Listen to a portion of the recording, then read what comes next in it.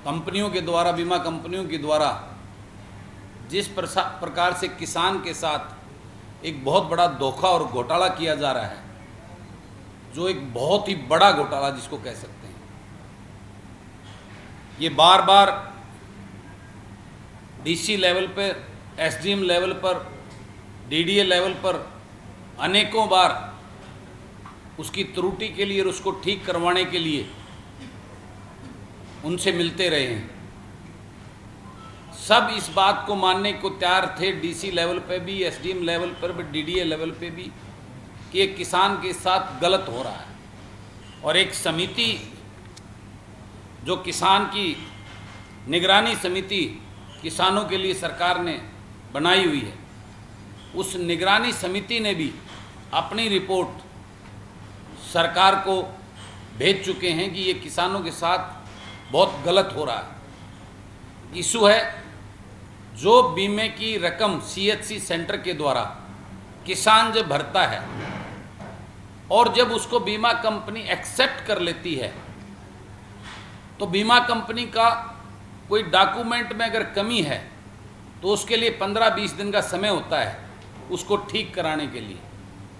लेकिन बीमा कंपनियों के द्वारा पैडी का और कॉटन का जो बीमा किसानों ने करवाया था, पैडी के ऊपर कोई ऑब्जेक्शन नहीं किया, कोई पैसा वापस नहीं किया गया, क्योंकि पैडी के अंदर नुकसान दिखा नहीं रखा था। कॉटन के ऊपर जींद, हिसार और मेरे रोहतक की कुछ बेल्ट में कॉटन के ऊपर 60% से लेकर 100% तक का नुकसान, जो वहाँ पर पूरी उसकी सर्वे भी हो चुकी, पूरी उसकी रिपोर्ट भी जा चुकी और उसका कई करोड़ रुपए, सैकड़ों करोड़ रुपए का मुआवजा तैयार हो चुका था।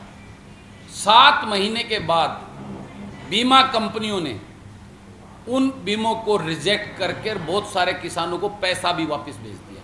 7 महीने के बाद जब उनका क्लेम उनके पास जा चुका था, प्रति एकड़ 32 हज़ार रुपये, लगभग जींद, हिसार और रोहतक कुछ कैथल की बेल्ट को मिलाकर लगभग 4,500 किसानों का इस प्रकार का मसला है। मैंने आज सुबह एग्रीकल्चर विभाग से भी इसकी जानकारी ली, अनऑफिशियली, मैं नाम नहीं बताऊंगा अधिकारियों का। उन्होंने मुझे ये ब्यौरा दिया कि ये बिल्कुल ये सही बात है जो आपकी नॉलेज में है, और ये किसानों के साथ बीमा कंपनियों का बहुत बड़ा एक फ्रॉड और घोटाला है। और इस बात के बारे में अनेकों बारें प्रयास भी किए हैं डिपार्टमेंट ने, लेकिन वो बीमा कंपनियां इतने बड़े उसकी हैं कि उनको किसी की सुन नहीं रही। सरकार लेवल पर इसका कोई प्रयास नहीं किया जा रहा। ये किसानों के साथ एक बहुत बड़ा घोटाला और धोखा है। इसमें लगभग हम कैलकुलेशन कर रहे थे भाई सुमित के साथ बैठकर, कल भी मेरे पास था, लगभग 700-800 करोड़ रुपए का क्लेम बनता है जो किसानों का, जिसको ये बीमा कंपनियां बिल्कुल डकार गई हैं। इससे बड़ा जो एक धोखा और अन्याय किसान के साथ मैंने नहीं देखा। और उसके ऊपर हमारी हरियाणा की सरकार मोनी बाबा बन के बैठी है, उसकी कोई सुध बुध लेने को तैयार नहीं है। तो मैं आप सबके माध्यम से इस सरकार को ये सचेत करना चाहता हूँ कि किसान के साथ ये अन्याय बर्दाश्त नहीं किया जाएगा। इसके लिए पूरे संघर्ष के लिए किसान तैयार हैं। और आज कितना बड़ा एक धोखा है किसान के साथ। किसान को मुआवजे के लिए 72 घंटे का टाइम दिया जाता है। किसान का अगर 1 सेकंड भी उस 72 घंटे से ऊपर चला जाता है तो किसान का वो क्लेम जो भरता है वो एक्सेप्ट नहीं किया जाता। किसान के लिए तो इतनी रिस्ट्रिक्शन लगा रखी हैं, लेकिन उन बीमा कंपनियों की लूट को और उसको रोकने के लिए सरकार ने कोई ऐसी जो ना उनके ऊपर पाबंदी लगाने, ऐसा कानून बनाने का काम नहीं किया। इससे ये बात साबित होती है कि ये चीज़ें सरकार की मिलीभगत से हो रही हैं। अन्यथा अगर सरकार अपने प्रदेश का किसान का अगर भला चाहती तो उन बीमा कंपनियों को इस प्रकार की खुली लूट करने का मौका नहीं देती। तो ये विषय आपके संज्ञान में लाने के लिए मैंने आज ये प्रेस का एक मेन मुद्दा है। आज 7-7 महीने से जो क्लेम पास भी हो गए हैं उनकी पेमेंटें किसान के खाते में उन बीमा कंपनियों ने नहीं डाली है। सरकार बात करती है ब्याज की, किसान आज ऋण के नीचे दबा हुआ है, बैंकों का कर्ज उस पर चढ़ रहा है, एक एक दिन का ब्याज उससे वसूला जा रहा है। तो ये बीमा कंपनियां 7-7 महीने तक उन्होंने अभी तक वो क्लेम किसान के खाते में नहीं डाले हैं, तो क्या किसान को हक नहीं बनता उस पैसे का इंटरेस्ट उसको ये कंपनी को देना? ये काम सरकार का बनता है, जो सरकार को संज्ञान में लेना चाहिए। ये एक बहुत बड़ा इशू, आज पूरे प्रदेश का किसान इससे पीड़ित और परेशान है। ये एक गंभीर विषय है जो आपकी संज्ञान में लाकर मैंने आपको ये बताने का आज मेरा मुद्दा था। दूसरा, आप सब जानते हैं सोशल मीडिया पे भी चल रहा है एचपीएससी का एक नए तरीके का स्कैंडल, जो कितना गंभीर विषय है। हमारी सरकार के मुखिया और हमारी सरकार के नुमाइंदे मंत्रीगण अपने भाषणों में हर रोज़ खर्ची पर्ची ना होकर निष्पक्षता से नौकरी देने की बात करते हैं। आप सबके सामने होगा, 2 दिन से सोशल मीडिया पे चल रहा है कि एचपीएससी ने एक नया तरीका ईजाद करके इस पेपर को लीक करने का काम किया है। 2022 का जो एचपीएससी का एचसीएस के लिए जो पेपर था, उस पेपर को ऐसे तरीके से बदलकर कि सेम उसके क्वेश्चन की डिटेल बदल दी।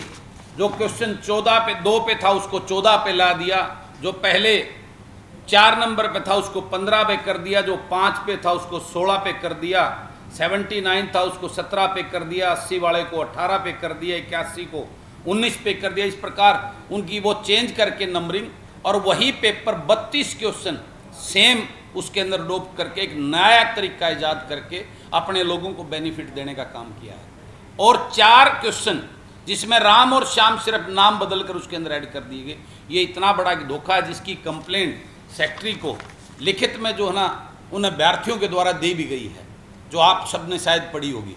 ये कितना बड़ा एक घोटाला जो सरकार आज बात करती है, दावे करती है, ये पेपर लीक का सिस्टम नए नए तरीके ईजाद करके आज प्रदेश के युवा को ठगा और लूटा जा रहा है। इससे बड़ा चिंता का विषय नहीं है। उसी प्रकार से आज पीछे HKRN के द्वारा 550 के करीब कंडक्टर की भर्ती HKRN सरकार दावे कर रही है कि हमने एक क्लिक से 547 कितने कंडक्टरों को ज्वाइनिंग दे दी है। जब मेरी स्टूडेंट्स से, मेरे कई बहुत सारे युवाओं से मेरी बात हुई, मेरे से फ़ोन पे बात हुआ कि एक लेटर तो पीछे मिला था HKRN को कि इस प्रकार से कंडक्टरों की भर्ती करनी चाहिए, लेकिन उसकी कब एडवर्टाइजमेंट की ये किसी को नहीं मालूम। कितनी भयंकर एक बैकडोर एंट्री के माध्यम से अपने लोगों को कंडक्टर की ज्वाइनिंग देकर सरकार वाहवाही लूट रही है। ये सरकार की जो है ना असलियत है। तो मैं कहना चाहता हूँ आप सब साथियों के माध्यम से, सरकार इस प्रकार का खेल कब बंद करेगी? आज पूरा प्रदेश का हर वर्ग पीड़ित और परेशान हो चुका है, और सरकार अपने दावे करने में बड़ी बड़ी वाहवाही लूटने से बाज नहीं आ रही। प्रैक्टिकल सच्चाई ये सब आप लोगों के सामने है। आज ये इतनी बड़ी एक त्रासदी युवाओं के साथ सरकार कर रही है, इससे बड़ा जो ना दुर्भाग्य कुछ नहीं हो सकता। अगला विषय मैं आपके संज्ञान में लाना चाहता हूँ। मेरे कुछ सवाल जींद के अंदर बड़ी बड़ी बात करते हैं सारे उनके अपने MP और MLA। रेलवे फाटक का ऐसा इशू जिससे जींद शहर को 2 भागों में बांट दिया। जिस शहर को राजधानी बनाने की बात करते रहे हैं इस सरकार में बैठे लोग, आज जींद शहर का सबसे बेड़ा कर रखा है। उनसे वो जींद शहर पूरा सवाल करता है, उनसे करता है कि कौन सा राजधानी का निर्माण आप करने जा रहे हो। उसके अलावा मेरे सवाल आज के इस गंभीर विषय में इस सरकार से हैं कि आज सरकार, मुख्यमंत्री जी, सरकार लोगों के बीच में जाकर अपनी उपलब्धियां गिनाने के बाद करती है, जबकि प्रदेश के हालात ये हैं कि आज हरियाणा बेरोजगारी में नंबर 1 पे आ गया है। शिक्षित बेरोजगारी के कारण युवाओं का विदेशों में जाने का, अपनी ज़मीनों बेचकर आज उनके साथ इतना बड़ा धोखा हो रहा है। वो भी बेरोजगारी के उस चक्कर में अपनी ज़मीन बेचकर और 2 नंबर के रास्ते से जा रहा है, और वहाँ विदेशों में पढ़ के उसका बुरा हाल है। कितने हमारे युवाओं की डेड बॉडीज भी जो घर वालों को नसीब नहीं हुई हैं। ये हालात आज प्रदेश का बन चुका है। हरियाणा सरकार के विद्यालयों में विद्यार्थी हर विषय के अध्यापक कब मिलेंगे, ये एक सवाल पूछते हैं। आज सरकारी स्कूलों में कोई विद्यार्थी नहीं है। ये एक बहुत बड़ा सवाल है हरियाणा प्रदेश का इस सरकार से। सरकारी स्कूलों के हालात जर्जर हो चुके हैं, उनके ऊपर कोई बजट और कोई उसका नहीं है। ये एक सवाल है, किस शिक्षा की बात करती है आज सरकार? ये एक बहुत बड़ा सवाल इस हरियाणा प्रदेश की जनता का इस सरकार के साथ है। आज प्रदेश की सड़कें बुरा हाल, गड्ढों में, आज शहरों की सड़कें, मैं रोहतक में एमएलए हूं, सेक्टर 14 में मेरी खुद की सड़क के सामने इतने गड्ढे हैं। 20 बार कमिश्नर को रोहतक उसको कंप्लेंट कर चुके, कोई सुनाई करने वाला नहीं है। बिजली में आज बिजली के बिलों की इतनी भारी, पूरे प्रदेश के अंदर इतने मोटे, इतने फास्ट मीटर चलते हैं कि आज गरीब आदमी का जो 500, 400, 200 रुपये बिल आता, किसी का भी 1000 से कम बिल नहीं आ रहा। और जिसकी वजह से वो कंडीशन लगा दी 12,000 की, उनके जो है ना पीपीपी में उनके वो सारे राशन कार्ड काटे जा रहे हैं, उनकी वो सारी सुविधाएं सरकार ले रही है। इतना बड़ा एक भयंकर खेल, उसका एक सवाल है उस प्रदेश की जनता का, ये कैसा खेल, कैसा जो है ना गरीब के उद्धार की बात सरकार कर रही है। आज अस्पतालों में डॉक्टर के पद खाली पड़े हैं। हमारे वहाँ खानपुर मेडिकल कॉलेज था, जिसका एक नाम था, उम्मीद थी, आज वहाँ ना डॉक्टर बचे हैं, ना मशीनें बची हैं। एक वहाँ से मशीनें शिफ्ट कर दी गई दूसरे हॉस्पिटल के अंदर, वहाँ के डॉक्टर स्टाफ को शिफ्ट कर दिया गया। अब कल मेरे पास रोहतक पीजीआई से फ़ोन आया हुआ था, वहाँ कार्डियो हार्ट के जो डॉक्टरों की जो टीम है उसको वहाँ से शिफ्ट करके दूसरी जगह, जबकि सबसे ज़्यादा लोड रोहतक पीजीआई के ऊपर है। आज इतना बुरा हालत है रोहतक पीजीआई का, खानपुर मेडिकल कॉलेज का, कि आप जाके खुद एक बार विजिट करें। मैं आप सबसे निवेदन करना चाहता हूं, सभी मीडिया के साथियों से, मैं आपको सारी सुविधा प्रोवाइड कराऊंगा। जो सरकार बड़ी बड़ी बातें करती हैं, आप प्रैक्टिकल जाकर वहां एडमिट पेशेंट से उन हॉस्पिटलों की हालात के बारे में जायजा लें, तो आपके सामने ये सच्चाई, जो सरकार बड़ी बड़ी बातें, बड़े बड़े दावे करती है, उनकी आपके सामने आएगी। ये हालात हैं आज खिलाड़ियों का हाल। आज आप सब जानते हैं, मेरे प्रदेश की वो बेटियां जंतर मंतर पर बैठकर जिस प्रकार से अपने साथ हुए शोषण के लिए न्याय मांग रही हैं, और सरकार की तरफ से चुप्पी साध कर इस मुद्दे को इतना जो है ना वो किया जा रहा है। और जो वो उनका कल्पिट, वो बदमाश, वो आज भी जो है उनके ऊपर, आज मैं सोशल मीडिया पर उसने जिस प्रकार की टिप्पणी उनके हमारी बहन बेटियों के लिए की है, कब क्या हुआ, कैसे क्या हुआ, जरा बताओ तो सही। यानी इतना खुला आम, और उसको कोई पूछने वाला नहीं है। ये एक सवाल इस प्रदेश की जनता पूछती है, ये कैसी सरकार है। उसके बाद सीटी क्वालिफाई को लेकर मेरे प्रदेश का युवा आज कितना आक्रोशित और आंदोलन कर रहा है, लेकिन सरकार कोई सुध बुध नहीं रही। उन अभ्यर्थियों को स्किल टेस्ट में बैठने का कब मौका मिलेगा जिन्होंने सीटी को क्वालिफाई किया है? तरह तरह की कंडीशनें लगाकर, नए नए पोर्टल लॉन्च करके कब तक सरकार जो है इन लोगों को परेशान करेगी? ये एक बहुत बड़ा सवाल इस प्रदेश की जनता का, इस प्रदेश की सरकार से है।